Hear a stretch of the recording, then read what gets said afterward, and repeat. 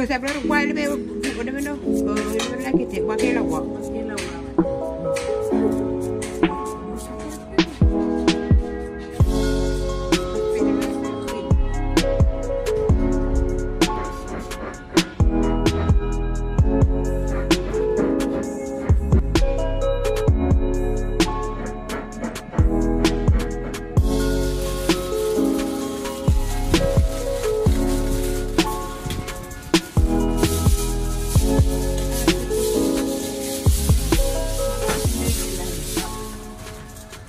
Les feuilles de bananier.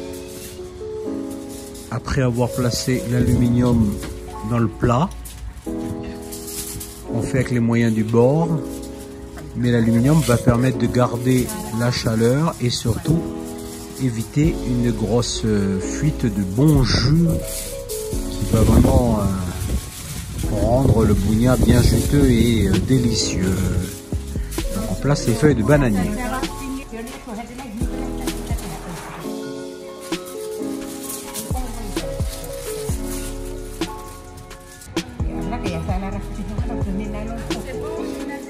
Voilà, cela va servir à placer tout ce qui est ingrédients, légumes à l'intérieur pour former le bougna. Voilà, ça va nous servir pour coller les feuilles de bananier au cas où. Voilà. Alors c'est quoi ça? C'est des tarots. C'est du tarot. Hein. Et donc, voilà. On va placer les feuilles.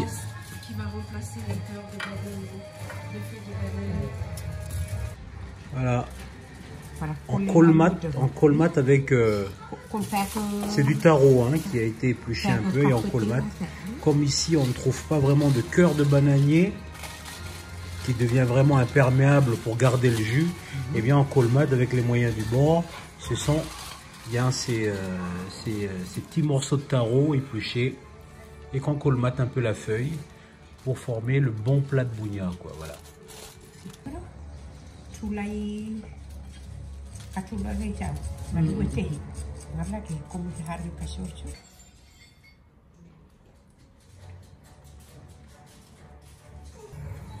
Voilà, et on va placer des morceaux de patates douces, bon, qui va aider un peu à colmater ces petits espaces entre les feuilles, pour maintenir, pour qu'on puisse vraiment garder le jus à l'intérieur du bougna. Je disais tout à l'heure, c'est essentiel d'avoir du jus pour que ce bougna soit délicieux. Allez, c'est parti, il faut... pour former le bougna à l'intérieur du plat avec les feuilles de bananier, de l'aluminium un peu pour assurer, on va dire quoi, l'enveloppe du bougna, quoi, pour éviter des fuites, qui va apporter un peu le renfort.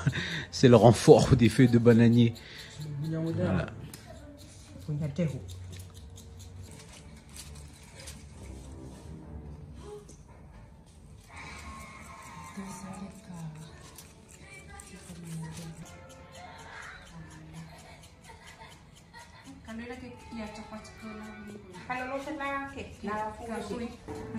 Allez, c'est parti, on place un peu le poulet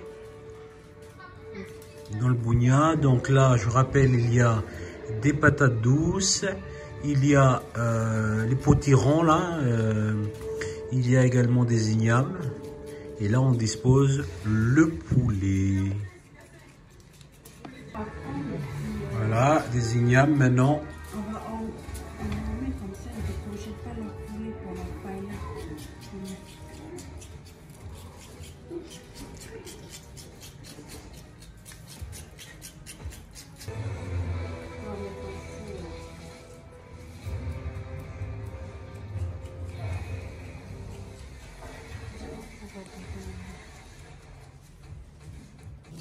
Ambil aku lagi tak sambil itu.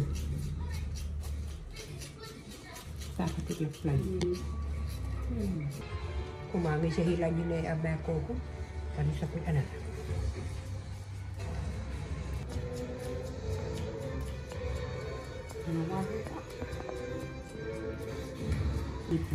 Et après avoir placé les bananes, plantains, mûrs bien sûr, on place quelques tranches de citrouille quoi. Je sais pas, on appelle ça les potirons ici peut-être. Non? Ah, c'est les citrouilles, ce n'est pas les potirons. Bon, ben voilà, les citrouilles.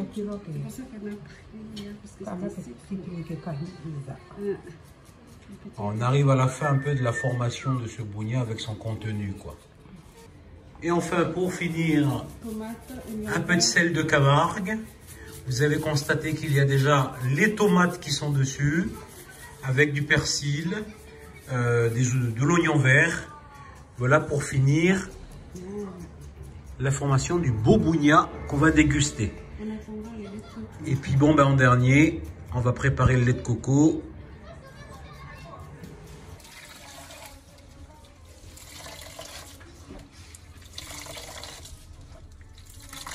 Je vais de l'autre côté.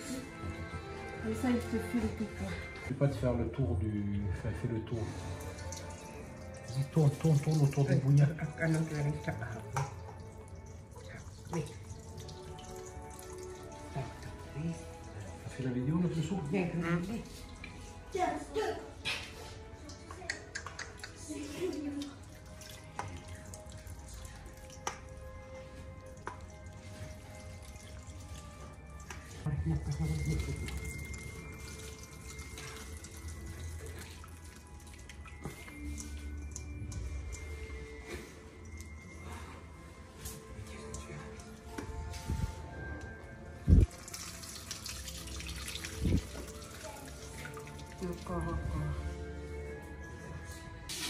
Voilà le bougna après avoir versé le lait de coco.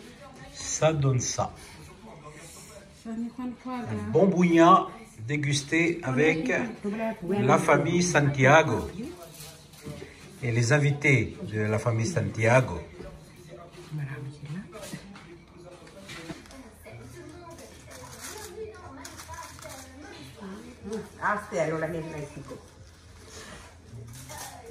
Oui. Remets. Donc là, vous avez vu, les feuilles de bananier ont été placées. Et maintenant, on met le renfort d'aluminium Dans les coins d'abord. pour éviter que...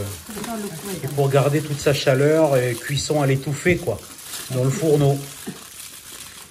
Voilà, voilà. Voilà, c'est parti pour 2h15 de cuisson. Le bougna est dans le four. C'est parti. Mon meilleur ami, il a un train. D'accord? David, merci. Voilà, là c'est mieux. Voilà, là on voit bien. Non, c'est bon, continue. Ça sert de nous le craccio. Valentin, viens mon chéri, Valentin. Oui, elles arrivent avec ces barquettes. Tu veux voir